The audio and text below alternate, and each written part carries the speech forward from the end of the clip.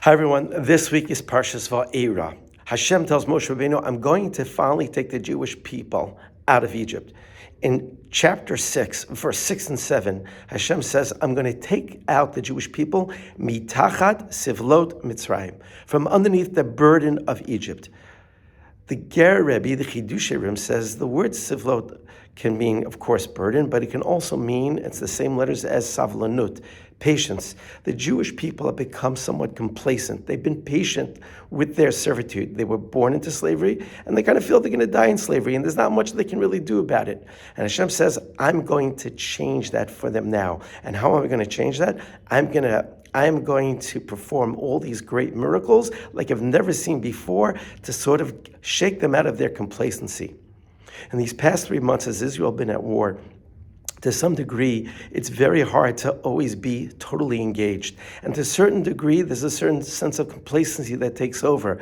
Again, maybe not for the people who have relatives who are captives or people who have children who are fighting in the army. I'm talking about myself. It's true that I have family and children in Israel, and I have some relatives that are fighting and friends that are fighting, but it's hard. I'm 6,000 miles away. So for me, what have I done to sort of kind of keep myself from getting complacent? So there were these dog tags that were given out about reminding us to please bring home, to daven for the captives, to bring them home safely to their families. I was told that other people are doing other things. But here's the thing that I want to share with you. I saw a story about a relative whose relative is still being held by Hamas and still held captive. She gathered up 5,000 pairs of shoes and placed them along the Tayelet on the beach near Tel Aviv. And has, like, along the whole way, you see these empty shoes. And what she's trying to get across to people is that try to feel what it's like to walk in my shoes, or to walk into the shoes that those people who can't walk, who don't have that freedom.